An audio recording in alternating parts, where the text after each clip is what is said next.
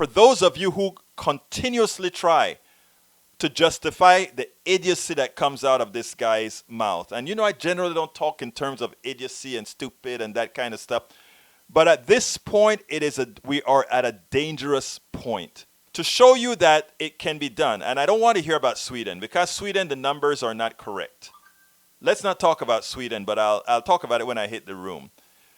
But let's go ahead now and talk about Germany and how others have actually correctly handled the problems.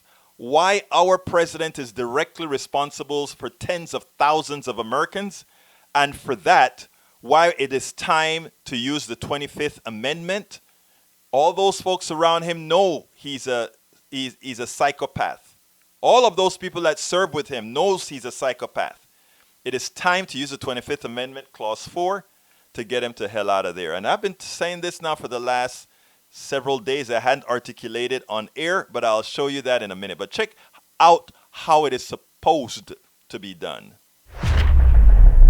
As much of our country remains under these stay-at-home orders, other countries have managed to control the virus enough to start to reemerge. One thing they all seem to have in common is extensive testing. Our chief foreign correspondent, Richard Engel, has that story. Scientists have warned time and time again that this coronavirus hollowing out world capitals can't be defeated without a vaccine. But several nations have proven it can be tamed. Germany is already opening again, but it only came after months of countermeasures. Germany, with a large population, a quarter of the U.S., found a three-part formula to choke off the virus. And it's not very complicated. Honesty, testing, and isolating the sick.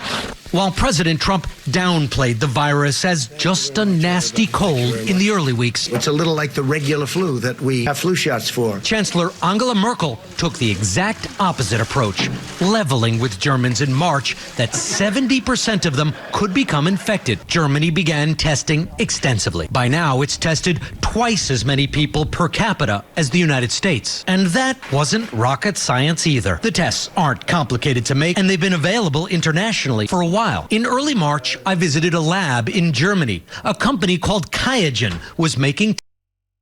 This will tell you if they have the coronavirus, if they don't have the coronavirus, and what they really have. And it will tell you that in just 1 hour. There were hundreds of these testing machines already in the United States at the time, but they didn't get approval from the FDA to turn them on until nearly a month after my visit. Germany didn't lose that critical time, and now Germany is delivering care directly to people who need it so they can stay isolated. It's a program called the Corona Taxi, but really, it's just old-fashioned house calls.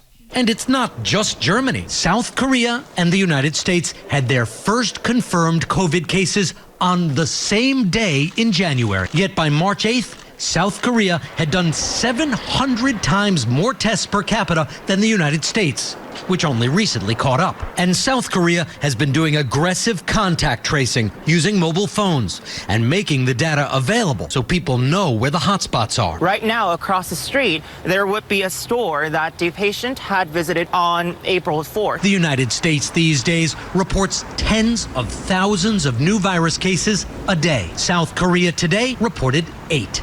Dr. Erwin Redliner is the director of Columbia University's Center of Disaster Preparedness and an NBC analyst. When you look at how the United States has rallied in times of national crisis, during World War II, when all the factories were converted into making war machines, what happened this time? We seem to have been unable to rise to this challenge on a government level. Yeah, well, without being too political about this, what happened was Donald Trump. We had a president come into office that made a habit of misrepresenting facts in reality. So what the public got and what governors and mayors got was a very disorganized series of untruths, misstatements, and so on that created a tremendous amount of confusion. There isn't a secret plan for taming COVID-19. It's obvious. Be honest, test, isolate the sick and vulnerable, and do it without vacillating or theater. Some countries have done it. The U.S. has not.